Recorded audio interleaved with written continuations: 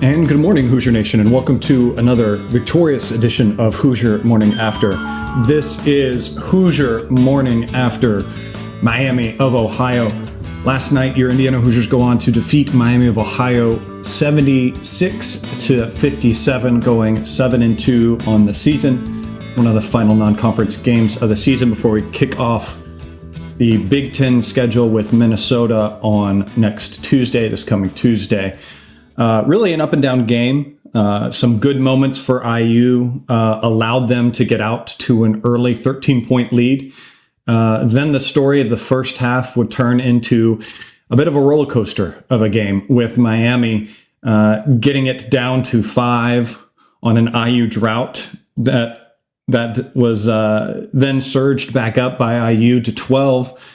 Miami got back in it again, hitting 3 threes, bringing it down to 4 at one point. Then IU gets engaged again on defense, cleans some things up, and brings it back up to 12 for the third time. Again, roller coasters, our third peak of that half. Then defense fell asleep a little bit in that second half, and some unforced turnovers for IU was really kind of a big story as well in this game, where it would allow Miami to hit another 3 threes and bring the halftime differential down to 3. Then the first half of the second half would have Miami staying in it with more 3 makes. Amazing what that can do for you as a team. Keeping it mostly within single digits for that whole time of the first half of the second half. But then IU would finally kind of lock down on D, get engaged, and would force it to double digits at the 7:30 mark of the game. And IU kind of never looked back, bringing it home with that 19-point differential in the end. Thank goodness.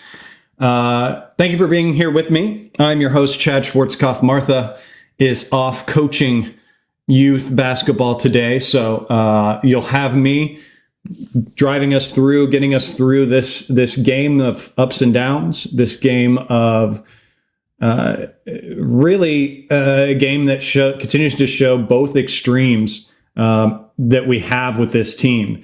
There is moments where we can lock in and keep opponents scoreless, like the 12-0 run that we had in the second half, but yet we also have moments where they don't communicate on defense and get overly screened, don't switch, don't talk. I don't know what's exactly happening there, and allows opponents uncontested dives to the basket and easy layups. Just painful to watch, and something that needs to be cleaned up and focused on. And I hope the coaching staff is. I'm sure they are. This should be the easiest thing for this team to be able to clean up with more time together, more communication, more engagement. So I'm hoping for that. But this is one of those games where if you did see the score leading into it, if you saw that 19-point win, you'd probably be happy with it. This is one of our highest net rated teams of the non-conference of these buy-in games. But if you watched it, you'd feel a little differently. It's one of those games, depending on which side of the coin you currently sit with this IU basketball team, you have ammo for both sides. You have some good things to look at. You have some rough things to look at. For me, it's basically just can be summed up in the desire to want to see this team compete for a solid 40 minutes. Heck, let's even get 35 minutes. In this game, maybe we got 20, because you saw those little engagements coming back and forth, the effort, and just being locked in mentally in this game is just exasperating at times with this team. They go into like kind of an autopilot type of situation at moments, and then suddenly they'll turn it off for a moment and use their kind of talent against these non-con type of teams to kind of get them going and get them. I was trying to fight it back, but I'm going to say it, guys, to get them over that hump. Is it just that? Is it a lack of that engagement? Is it because of the non-conference competition? Is it just because of who we're playing at the moment? Obviously, we have Atlantis to say maybe not. But that is a big we'll see with this team.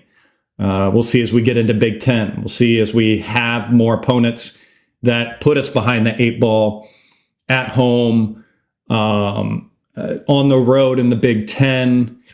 In those really tough situations, it's going to be interesting to see, and aggravating at times, what type of team we get out there for IU playing together.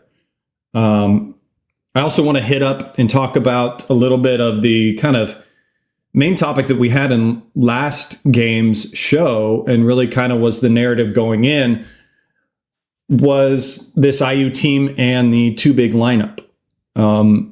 It's been something we've been fighting against for the most part. And I think this game, like I said before, kind of gave you ammo in both ways with that. I think they were very successful at times with the too big lineup, but there were also some kind of real glaring moments where, because of ball screening, you got mismatches going on and miscommunications with that too big lineup that led for some trouble. But then you also saw the two guys playing a good two-man game underneath together.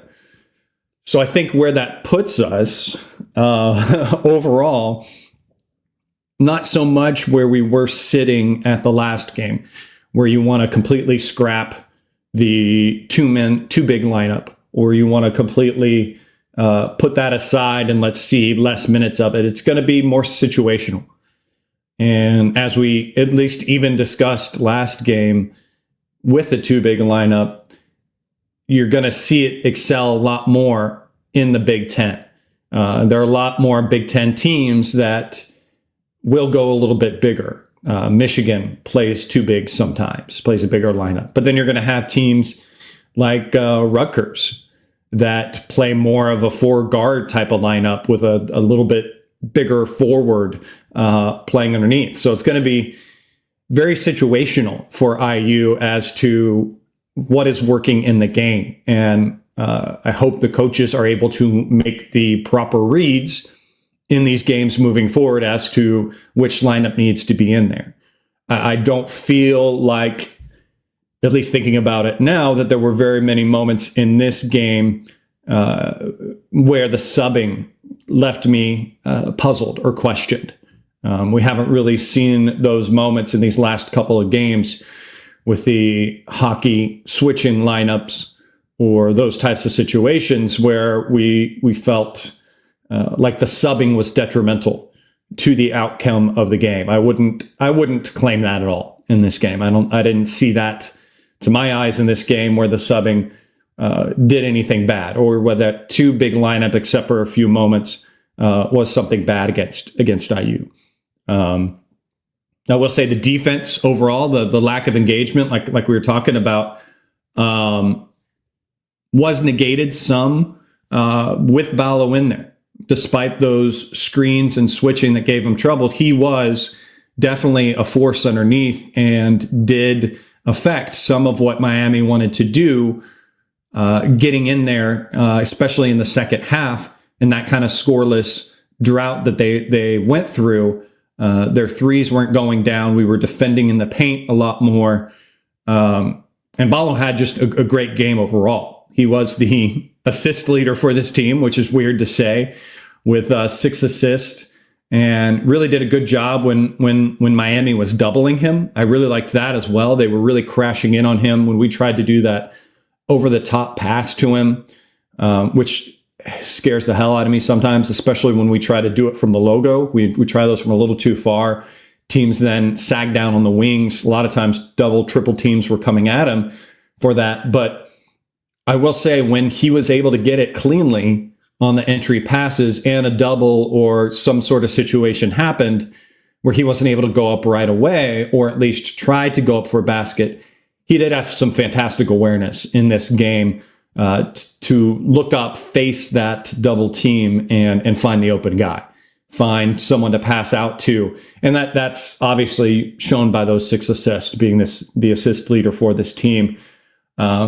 Something that I'd love for him to rub off on Malik. That's something that I have been and will continue to be a little bit bullish with Malik and a little bit critical with him, is that he tends to kind of get those blinders on when he gets the ball in the post sometimes and forces it through the double team, or when it's not there and doesn't look to pass out. Not going to say that I saw that all that much in this game, but it has been a complaint of mine with his game in the past. So I'd like to see some of that rub off, but good to see Bball has that awareness when that is in there, because that's going to be something that's going to be game planned against him. And to be that threat is very useful. And also that goes hand in hand with Goody continuing to do well and our outside shooters continuing to do well. Gives them ammo for that. But also Ball's first double-double as an IU player with 14 points, 18 rebounds, very efficient, 5 for 6 from the field, and a very characteristic on stat 4 for 8 from the free throw line. Although, again, he has been hitting those a little bit better since he switched to be a southpaw type of left-handed free throw shooter, thanks to Mr. Cheney and all of his inputs for IU. Another, I think, interesting player to talk about in this game was Miles Rice. An overall good game. The team's second leading scorer in this game with 17 points. Very efficient, 6 for 7 from the field, 2 for 3 from 3, and 3 for 3 from the charity stripe. Had 14 of those points in the first half, being the leading scorer in the first half, really kind of keeping Indiana in it. But the more concerning thing with him in the first half was there were no assists and 3 turnovers from him. And then just 1 assist in the second half to lead him with just that one. Very interesting. And I think that's something that we're seeing on the trends with his games, where you're either going to see high assists or high points from him. Now, that can be contributed to, we're seeing a lot more lineups with him and Galloway in there together. And Galloway can be that main distributor for IU when it's not really coming from Miles in the game. But to also say that, Galloway just finished with 2 assists himself. So not a heavy assist game overall for Indiana, where a lot of the players are obviously getting their own or not getting them on direct assist opportunities in this game. But at least good to see that he can find his points when he needs to. And then, like I said, Galloway can be that main person with him. I do just love that lineup with those two together. Nothing against Carlisle as he is injured. He struggled to come on and find his game this year.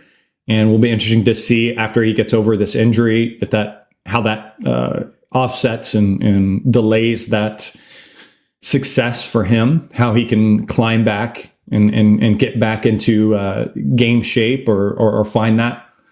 So we'll see that moving forward. But again, the equal positive thing to look at, and I hate to say this out of someone's injury, but the positive thing to see out of that is the extended run that we've seen from Anthony Leal in these last couple of games. Not a hugely impactful game for Anthony in this one. 14 minutes, finished with a +5 in this game.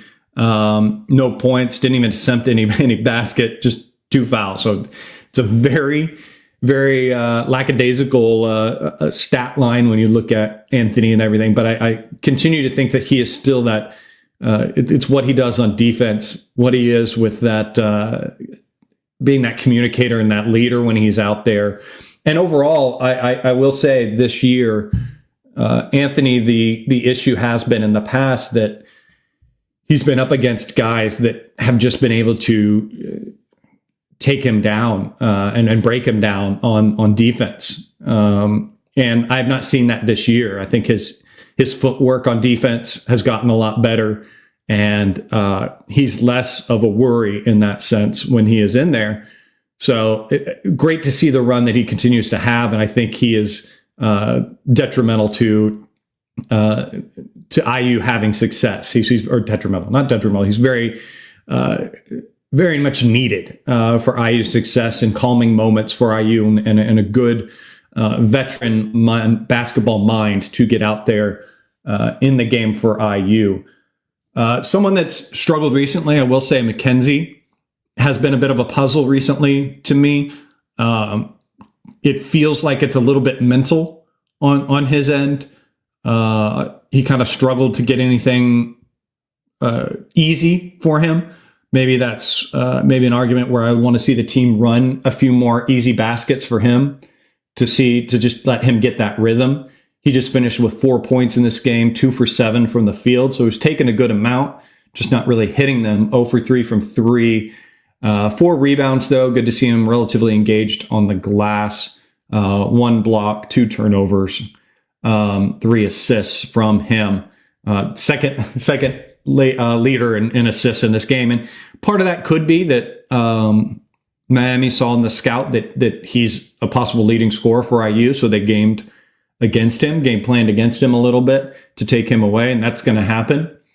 But overall, there are those moments still on defense where he gets lost in those switches and everything, and I think that's coming from frustration on the offensive side. So hopefully it's not an extended mental block. He seems to be a kid that doesn't let those things bother him and can get past it and move on from there. So I'm hopeful in those regards for Mackenzie, but something to just kind of look at overall. We're going to need him, and we're going to have moments where he scores a lot for IU. This maybe just wasn't his game this time. I spoke about him a little bit when I was talking about Bball, but I think Malik had a good game. He was IU's leading scorer, 19 points, 8 for 15, 0 for 3 from 3-point line. I'm happy with him taking 3 threes. I will always say that. I'll continue to say that as well, especially if we're doing the 2 big lineup. It needs to be out there and at least attempt a few. He's got a decent shot, and obviously speaking of that, he was 3 for 4 from the free throw line, something that's improved greatly for him. He used to be dreadful, used to get to the line a lot for IU, and it was kind of always a scary moment. But good to see him hitting those free throws, and was obviously a focus for him in the offseason. So like seeing that. 7 rebounds, 1 assist, 3 turnovers, which I think were some kind of just forced moments out of him, just some lackadaisical moments. But a good stat line for IU from him. Galloway as well in the starting lineup still for Carlisle, like I said.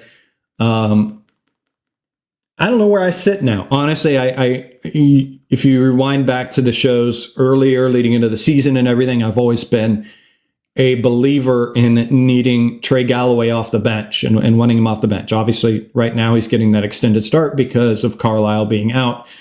When Carlisle's back, I don't know. Do I want him back on the bench? He seems very pivotal for this team and for the tandem with him and Miles to be a starter. So maybe I'm flip-flopping on that. But in this game, he was in double digits, 13 points, 5 for 8 from the field, 3 for 4 from 3. 3 for 4 from 3.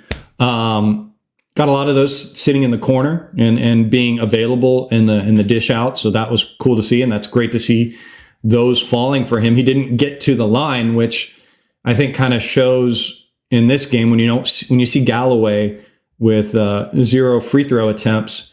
To me, that says that he just wasn't as aggressive getting to the glass. He wasn't as aggressive in the ball screens with Bball or whatever. Something I'd like to see a little bit more with him, to be a little more physical like that.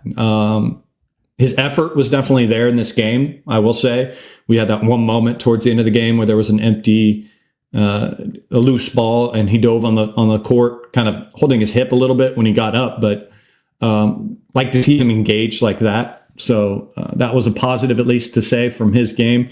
He was the second leader in as far as plus minus for this team too, and just tied with Miles, as both of them at 30 minutes in this game, but had a plus minus of 27. The only other one with better was Bball with his plus 29, as pointed out here as well. I will agree with you.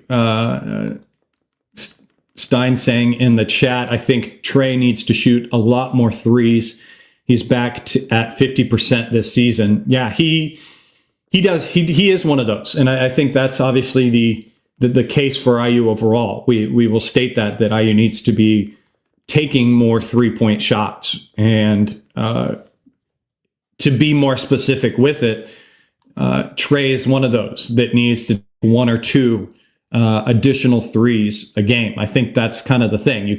There's different players where you could say, all right, you need to take 2 more threes a game than you are right now. I want to see you at least taking 6. Mackenzie's probably one of those. I want to see you at least taking 6 threes. Luke Goody can also be that one. I at least want to see you take 6 threes a game. You get those guys at least tempting that. Also, Miles Rice. Miles Rice was 2 for 3, so you could see him shoot a little bit more. Although obviously him being the point guard, I'd limit him more towards 4. I'd want to see him taking at least 4 to 5 maybe. And then you could pepper in every so often the Malik trying a 3. You'll have Tucker in there. He'll obviously huck up a 3 or so. And honestly, I don't mind Leal looking for a 3. He hasn't really looked for that at all this season. He's made himself available. There have been moments, I don't know if it was in this game or just popped up in my brain a previous time, but there's going to be moments where after he makes that entry pass to Bball that he's going to be open because his man is probably going to follow the ball and try to double Bball. That he needs to be there and ready, and I hope that he can find the 3-point as well, because he's got a beautiful shot. He can make those, and really can be a positive thing and can be a shift in that direction that we've been calling for from IU. Moving over and kind of looking at some stats in this game, I don't think there's really anyone else I really want to talk about necessarily. I think Goody had a relatively good game. Hit that 3-point shot from the logo. That was great to see. We'll love to see the confidence from him. That was sadly, though, the only one that he made. He attempted 4 total. It was a perfect 4 for 4 from the free throw line, so that was cool to see. And then took one other shot, which he did make. I think that was kind of a layup or something that he made in there. It was a layup towards the end of the game that he made was the other point that he made. But 3 rebounds, stayed engaged that way. No assists for him, though, and just 1 turnover, +5 with 25 minutes. Good game for him overall. But I want to shift kind of to looking at stats in this game, and I think one good thing to look at, and obviously this is, again, going to be due to the competition IU had in this game, something that IU needed to clean up was the rebounding, and differential of 46 to 29 on this game, something that was a good one to see, but when you get other competitive bigs and stuff in there, will be interesting to see how IU continues to take care of rebounds and not allow teams second chance points is going to be a big thing for IU moving forward in the Big Ten season as we get along. The other thing, obviously, that's going to be huge for IU, and hopefully this is just, and again, another case, and call it a case, call it an excuse, call it what it is until we see, as we get into the Big Ten season, we'll maybe talk about it more, but IU's turnovers. And the biggest problem with those is the amount of them that were unforced. I didn't keep notes while watching this game to be able to tell you exactly how many of those were unforced, but I can at least say too many, way too many of those. And that is not something that we can do in the Big Ten season, because especially on the road where it is a slugfest and it is a difficult thing to win and do so, especially when you are handicapping yourself. Those unforced turnovers could be explained away a little bit, like I said, to non-conference, can also be explained away to these guys still building the chemistry and figuring out each other and where each other are going to be. But some of them are just kind of lackadaisical and going through the motions, trying those long entry passes over the top to Bball that aren't there, that he struggles to corral and goes out of bounds. Not thinking and picking up your pivot foot too soon when you're going in for a drive. Just little things, nitpicky things. And those are the things that are aggravating.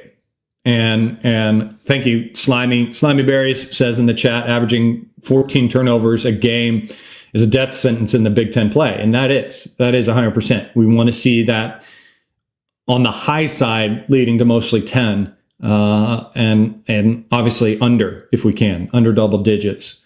So something that needs to be taken care of, something that needs to be cleaned up. Because like we've seen on the football side at the Ohio State, self-inflicted wounds, self-inflicted errors are not a good way to win games. Are not a thing to help you move forward in a better situation. I will say what is obviously good to say is that IU has been making free throws. IU has been getting to the free throw line pretty well in these games. In this game, IU was 14 for 19 at 73.7%. We've been staying kind of in that mid to high 70s, close to 80 on a couple games, which is great to see as Big Ten games get more physical, and we hopefully see a more aggressive Galloway and Rice getting into the paint. We will see those numbers increase of free throw attempts, and good to see at least IU is taking care of it when they get to the line. Obviously, we will have to deal with some hack-a-shack or hack-a-ballo type of games, which, again, he'll continue to work on, and it's good at least to see that his stats as far as free throw shooting have improved dramatically in these last few games, albeit him but back to his average in this game for 4 for 8. Any other stats that really kind of stand out to me? That 15 assists to 16 turnovers, again, is obviously the glaring one for IU. A 1.118 points per possession, not bad for IU.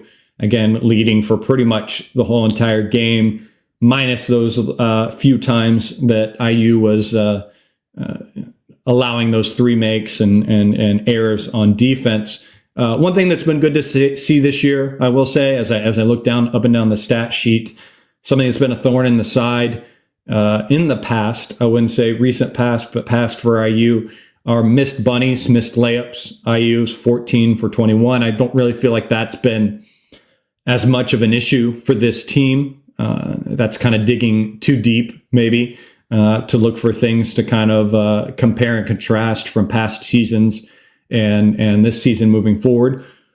But again, I just lean back towards this game.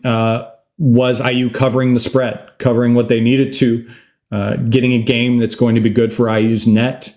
This is another game that you hope for Miami of Ohio to go off into their conference season and just dominate and increase their net, and just continues to be a good, probably level 2 win, maybe creeping into 1 for IU when the resume goes farther, because obviously that's where we sit with this team because of what Atlantis did to the resume. We look towards good resume builds for this team moving forward. But again, I will echo where I was in my comments at the beginning of the game. This is a game where 19 points for a win you're going to take, you're going to love with these net rankings. But a game, when you watched it, you saw some good, you saw some bad.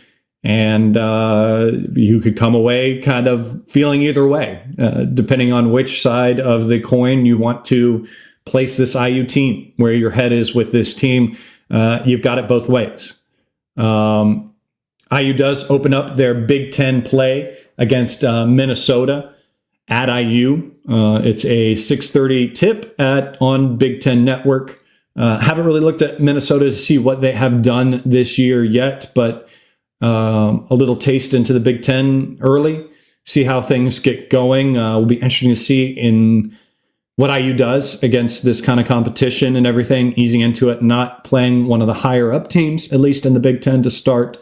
Being able to ease into it a little bit is a positive for IU. We will see what we do, and when we're back with this podcast, because of that, I will be out of town on business watching this game. So we'll see if there's good internet at the hotel that I'm staying at. If so, we'll see you on the Wednesday after that for that. But I think that's going to do it for me for this episode of Hoosier Morning After. Thank you for being here with me. Like I said, Indiana's next game is against Minnesota on Tuesday. Don't forget to follow me on Twitter at General Chadwick. Find out more information about when we're going to go live. Also follow Martha. Martha, like I said, out coaching. Hopefully Martha gets the win in youth basketball today at the Mop Ladies, where you can follow Martha. Don't forget to like and subscribe to the YouTube channel if you're watching there on YouTube. Share it with your friends. Appreciate that. If you're on Twitter, good to see you there as well. Listening on the podcast streams, good to see you there as well. We'll be back again as soon as we can with that Minnesota reaction, guys. Until then, go out there, have yourself a wonderful day. And as always, let's go Hoosiers.